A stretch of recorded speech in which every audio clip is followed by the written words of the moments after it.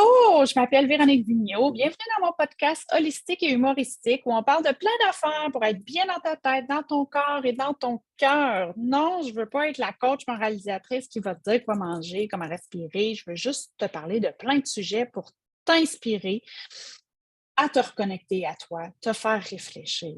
C'est ça l'objectif de ce beau podcast. Alors, aujourd'hui, dans ce 5e épisode, est-ce qu'il t'arrive de refouler tes besoins, de ne pas arriver à exprimer réellement ce que tu veux ou ce que tu aimerais? Es-tu du genre à imploser, exploser, tolérer, puis comme un volcan, bang, ça explose, ça sort tout croche. Non seulement la situation, elle ne se règle pas, elle dégénère, puis après, tu te sens coupable. T'aimerais-tu savoir des trucs pour comprendre tes émotions, les analyser, reconnaître le besoin qui n'est pas comblé et apprendre à communiquer de façon non violente, pacifiquement, efficacement? Aujourd'hui, je vais te parler de la communication non violente de Marshall Rosenberg, un super livre. En fait, je pense qu'il en a fait plusieurs. Mais avant ça, je vais te parler un petit peu de mon histoire. Je n'ai pas toujours été super bonne pour la communication de mes propres besoins. Je pense que je n'étais pas tant consciente de mes besoins. Je ne les écoutais pas vraiment. Je dirais même que je parlais beaucoup, mais pas de façon très efficace. J'ai été de celles qui implosaient, qui explosaient. J'en ai même fait une vidéo sur YouTube que c'est jamais la faute des patatas bravas. C'est jamais le truc en soi. Hein. C'est comme un iceberg. Il faut aller plus creux pour comprendre la réaction d'une personne. En bon français, les triggers, les déclencheurs de la personne, on ne les connaît pas tout le temps. Ils font partie là, de la partie cachée du iceberg. L'explosion, elle se produit quand la personne elle réprime ses émotions, ses besoins pendant une période qui est prolongée, puis elle finit par exploser d'une manière soudaine, souvent inappropriée, je vous le confirme. Les comportements explosifs, là, ils peuvent inclure là, des explosions de colère, des remarques que tu regrettes après, des insultes, des comportements agressifs. Ces comportements-là sont souvent déstabilisants pour les autres et aussi pour la personne qui le fait, et ça peut vraiment endommager les relations. Cette semaine, j'ai reçu une communication d'une enseignante, puis que je nommerai pas, et mon objectif n'est pas de faire de la confluence ou du bashing, c'est pas du tout ça. Je prends cette situation-là comme enseignement et en plus, ça m'a permis d'avoir une belle discussion avec mon fils. Donc, c'est sans doute une communication là, qu'on fait en fin de journée. Puis là, je prends l'exemple qui m'est arrivé, mais dans le monde professionnel, souvent, hein, on skip le bonjour, le bye, tout ça, on est fâché. Combien de fois qu'on a eu des communications en niveau hiérarchique du genre ça n'a pas été fait, tu peux-tu finir ça? C'est fait pour demain matin. Puis là, tu fais comme oh my God, tu es déjà épuisé, puis tu reçois ça, puis c'est pas toujours agréable. Donc, je suis capable d'être quand même très empathique envers la personne, mais ça ne veut pas dire que je suis obligée d'accepter toute forme de communication. Puis moi, c'est venu me chercher dans mes valeurs. Puis c'est venu me chercher dans mon énergie aussi que j'ai fait, mon Dieu, c'est bien pas agréable de recevoir une communication comme ça. Une communication qui était du genre, les élèves n'ont pas fait leur devoir, c'est inacceptable, on n'a pas pu faire l'activité, je leur ai dit que la prochaine fois, c'est un avis aux parents. Ça, c'est à peu près la communication sympathique qu'on a reçue, que je vous résume. OK? Je comprends que l'intention, c'était peut-être du désespoir, peut-être un appel à l'aide ou quelque chose, ou juste un vomissage en fin de journée. Je ne le sais pas et je ne veux pas juger. Je veux juste parler de moi comme personne qui réceptionne. Ouf, c'est pas très agréable. OK? Donc, on va aller voir la communication non violente et j'y reviendrai comment ça aurait pu être écrit. OK? La communication non violente, qu'on appelle la CNV, c'est un processus de communication qui a été développé par Marshall Rosenberg, qui est un psychologue américain. Son approche elle vise vraiment à favoriser les échanges bienveillants, empathiques et constructifs entre les individus, en évitant les jugements, les critiques, les comportements agressifs. On s'entend, on n'était pas là. Marshall Rosenberg, qui est décédé en 2015, c'est un psychologue clinicien et formateur. Il a vraiment consacré une grande partie de sa vie à étudier les relations humaines. Et il a développé la communication non violente, qui est très, très connue là, dans le milieu du développement personnel, la psychologie.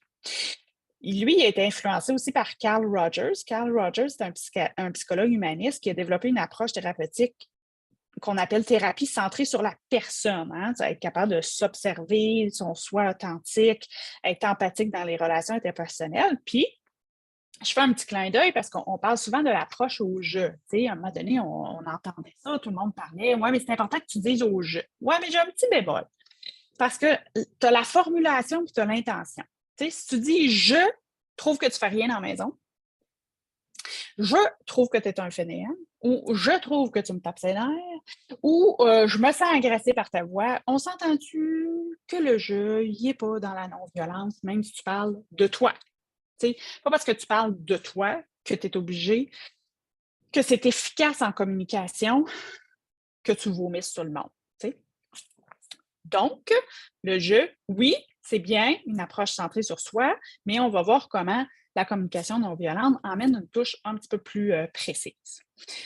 Donc, les 4 clés de communication non violente, selon Marshall, c'est la première, l'observation. Donc, la première étape consiste à t'observer objectivement. C'est pas toi, la situation. Tu observes objectivement la situation avec des faits. Des faits que toi et l'autre personne dans ta communication, vous ne pouvez pas ne pas être d'accord. Par exemple, si je dis « tu laisses toujours traîner toutes tes affaires », ça, ce n'est pas des faits précis et neutres. C'est mon ressenti. Mais si je dis « ton manteau est dans l'entrée », ça, si la personne est là, parce que là, je parle des enfants, là, souvent, là, ou les conjoints, là, où vous pouvez bien parler de collègues de travail ou peu importe, mais mettons, on donne un exemple très, très concret. Ben, l'enfant, il va dire, ben oui, c'est vrai, le, le manteau il est dans l'entrée. C'est pas, tu te ramasses jamais, c'est pas, on évite les jamais, puis les souvent, puis ça. T'sais, il est 5 heures, je constate que le manteau est dans l'entrée. OK? Après ça, il va y avoir une autre étape, puis on va pouvoir en venir à une demande claire de dire, peux-tu le ramasser, mais de façon non violente. Donc, des exemples, tu ne ramasses jamais ta chambre versus je constate que ta chambre n'est pas rangée alors qu'on avait convenu que tu le ferais ou tu avais convenu que ça serait fait avant 5 heures. Mais là, ça, c'est vraiment neutre.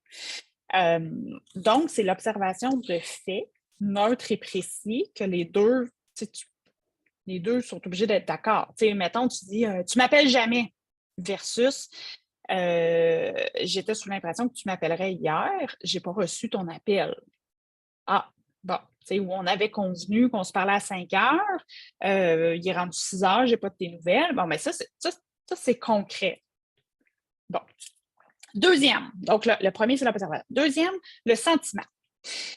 Qu'est-ce que ça te fait à toi? Parce qu'on s'entend que quelque chose qui est neutre, deux personnes vont réagir sur un événement neutre différemment. Fait que peut-être que pour toi, ton conjoint, là, le manteau qui traîne, il s'en fout. Puis peut-être que pour ton enfant, lui, il s'en fout. Fait que dans le fond, c'est pas le manteau dans l'entrée qui déclenche quelque chose. Ça déclenche à toi pourquoi. Et c'est là que c'est intéressant parce que toi, c'est lié à une émotion, c'est lié à un sentiment qui est là et un besoin qui n'est pas comblé non plus. OK? Puis là, on se rappelle, là, les émotions, ça dure quelques secondes, puis c'est des messagers. La joie, c'est que tu en veux plus. La colère, tu dois dire, tu apprends à dire non, à mettre tes limites. La peur, je ne suis pas assez préparée pour passer à l'action. La tristesse, accepter de se détacher, faire un deuil. Mais les sentiments, c'est après ça, là, quand ça tourne dans ta tête, puis tu penses tout le temps à ça, là, on est dans l'ordre des sentiments. T'sais. Puis, ce que j'aime avec Marshall, c'est qu'il fait une différence, il distingue entre les émotions, sentiments qui sont vraiment par rapport à toi versus ceux qui accusent un peu, je vais mettre en guillemets, accusent l'autre ou impliquent l'autre. Par exemple, si tu dis « je me sens seule » versus « je me sens abandonnée », bien, abandonnée par qui, tu sais? C'est comme l'autre personne est comme impliquée dans ton sentiment. T'sais. Si tu dis je me sens pas entendue, ben entendu par qui? Ben par l'autre personne. Là, fait qu'en fait, ça sonne un peu accusation. Je me sens rabaissée, je me sens trompée, je me sens ignorée, je me sens délaissée, je me sens manipulée. Tu peux rajouter par qui? dis-toi que c'est peut-être pas le meilleur sentiment à nommer. Parce que fort probablement que ta conversation, elle n'ira pas nulle part et elle ne sera pas très efficace. Tu sais. Fait que tu sais, si tu dis je me sens déçue, je me sens tendue, je me sens mal à l'aise, je me sens déprimée, je me sens apeurée, je me sens coupable, je me sens déconcentrée, inquiet. Bon, là, tu sais, l'autre personne n'est pas. C'est sûr que l'autre personne est impliquée parce que sinon tu n'en parlerais pas, mais elle ne se sent pas directement attaquée selon le sentiment qui est nommé. OK?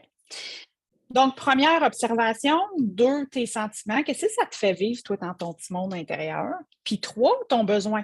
C'est quoi le besoin qui n'est pas comblé? Parce que c'est ça, dans le fond, là, la source là, du iceberg, là, c'est tes besoins. Tu sais, Abraham Maslow en a parlé, là, un psychologue américain, sa théorie hiérarchique des besoins.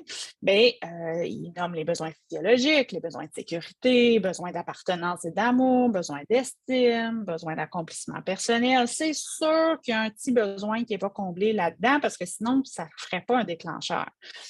Si je repense aux enfants, tu sais, mettons, on imagine une scène qui aurait pu se produire, c'est que là, tu reviens, tu es fatigué, l'enfant ne se ramasse pas, puis là, tu n'es pas du tout dans je constate que le manteau n'est pas ramassé. C'est comme tu fais jamais rien, moi je fais tes lunchs, je fais ton lavage, je vais te reconduire, je fais tout pour toi, puis là, tout au complet. Bien là, peut-être qu'il y a un besoin de reconnaissance ou un besoin de collaboration, un besoin de contribution, peut-être qu'un besoin de propreté. Tu sais, peut-être que toi, tu aimes ça quand c'est super clean, puis là, tu passes tout le temps ton temps à faire la ménage, puis là, finalement, tu as l'impression que tout le monde défait derrière toi. Tu sais. Fait que là, tu ne te sens pas considéré. Mais tu sais, 2 personnes peuvent être fâchées pour un truc, mais ça ne sera pas le même besoin. Parce que ton besoin, il est propre à toi. Fait que si toi, tu n'es pas capable de mettre le doigt sur tes besoins et tes émotions, déjà, c'est difficile de l'exprimer. Parce que tu vas juste exprimer ce que tu vas mettre dans la catégorie de colère, fatigue, tannée, mais ça ne sera pas constructif comme conversation, un peu comme le courriel qu'on a reçu. C'est comme OK, puis déjà, ça ne donne pas le goût d'aider. Parce que si tu agis comme ça avec la personne, tu fais vraiment rien, il faut tout le temps que je fasse ça. La personne, elle ne fera pas oui, oui, oui, je vais t'aider. Ça va dire ouf, pas sûr, j'ai le goût de le ramasser mon manteau. Surtout quand c'est à 9 ans.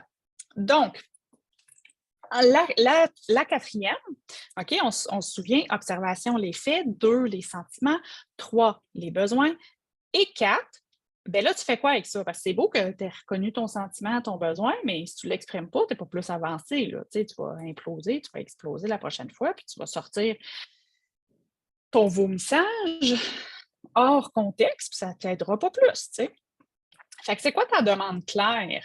C'est quoi ton attente? C'est quoi que tu veux? Puis là, on s'entend, ça se peut que tu demandes de ramasser, mais ça se peut que la personne soit rendue aux toilettes ou ça ne tente pas. Il faut que tu acceptes aussi que l'autre personne aussi a ses besoins. Donc, c'est pour ça que c'est une communication. Ce n'est pas un monologue, là, chacun son tour. C'est une conversation.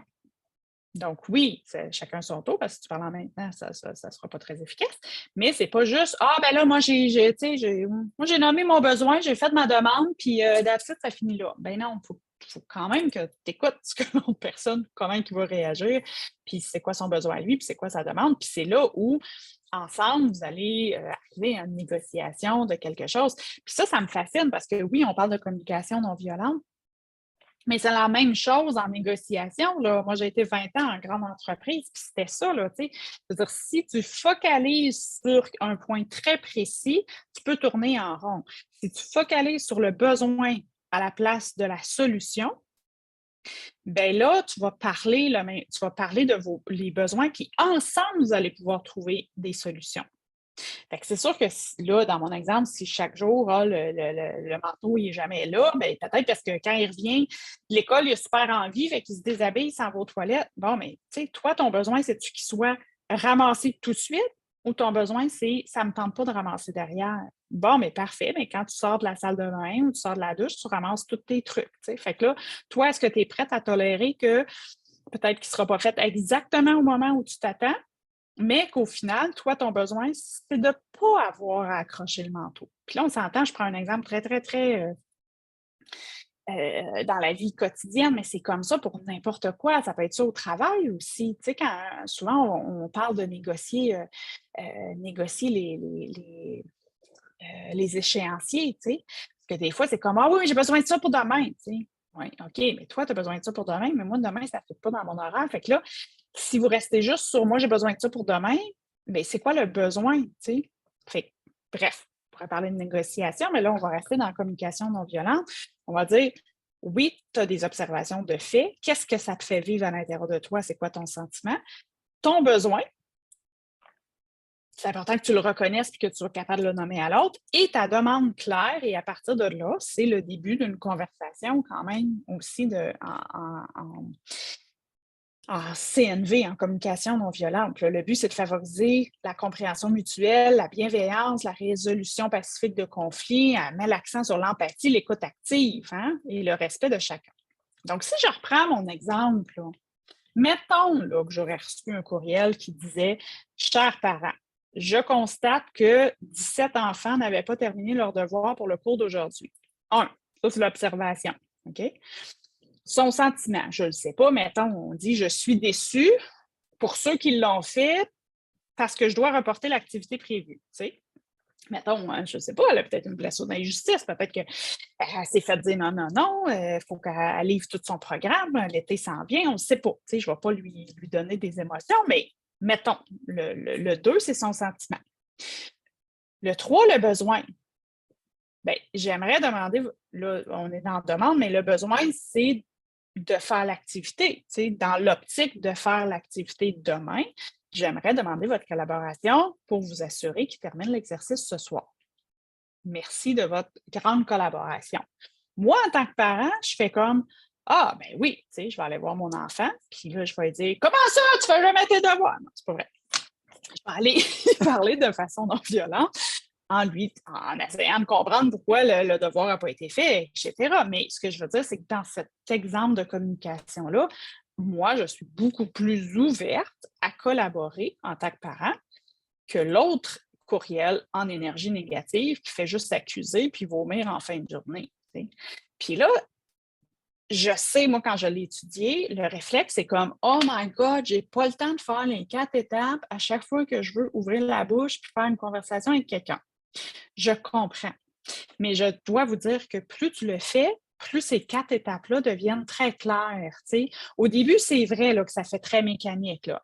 Je constate que tes souliers sont dans l'entrée. Ça me rend un peu frustrée.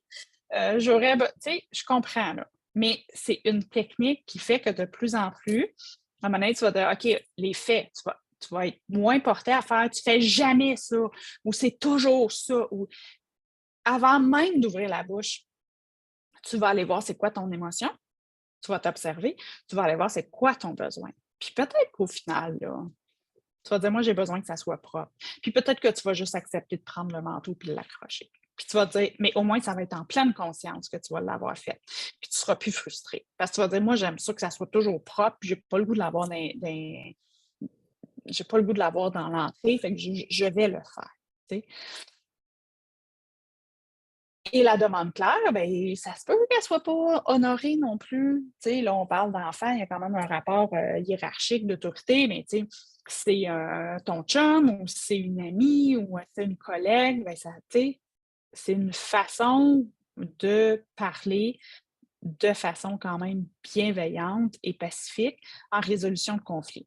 Puis dites-vous bien que le temps que tu prends à, mettons, le faire au départ, là, tu vas peut-être sauver beaucoup de temps que tu aurais utilisé en damage control, là, en gestion de dommages après, là, quand tu l'as vomi comme ça, là, tes paroles, là, on a beau dire les paroles s'envolent, là, mais non, ça reste quand même.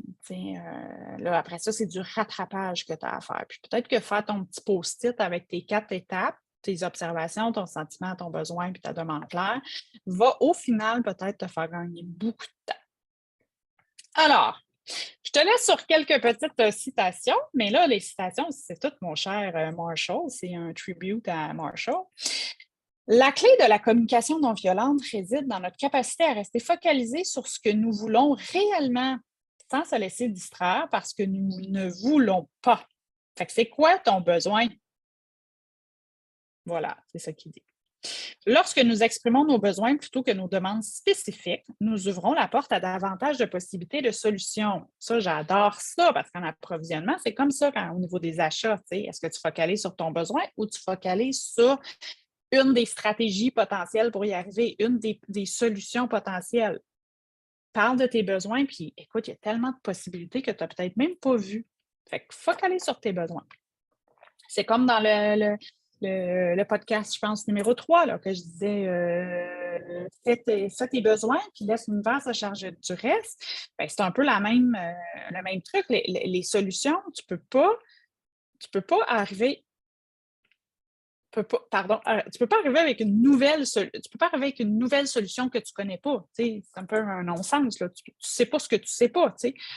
Focalise sur les besoins, puis peut-être que la personne dans les échanges, elle va t'emmener une solution que tu n'avais même pas pensée. La communication non violente commence par l'écoute empathique de soi, puis se propage naturellement vers une écoute empathique des autres. Et finalement, la communication non violente ne signifie pas que nous devons toujours être d'accord, mais plutôt que nous devons respecter la dignité et les besoins de chacun, y compris les nôtres. Alors, j'espère que ce podcast va t'inspirer à écouter tes besoins, qui va t'aider à mieux structurer avant de parler, apprendre à communiquer aussi tes besoins. Puis, je le sais, ça semble rigide au début, mais je pense que ça peut, plus tu le pratiques, plus ça devient facile. C'est comme n'importe quoi. Alors, si tu penses que ça peut être utile à quelqu'un dans ton entourage, n'hésite pas à le partager. Tu peux aussi t'abonner à la chaîne si tu aimes le contenu. Puis si tu as besoin d'aller plus loin dans ton exploration personnelle, d'être accompagné au début pour apprendre la communication non violente, ben, n'hésite pas à prendre un rendez-vous avec moi. Je vais te mettre le lien sous la vidéo. Alors, je te remercie d'avoir écouté. Je te souhaite une belle soirée. Puis, humoristique et holistique, ben, c'est le podcast pour inspirer à se libérer en pleine conscience.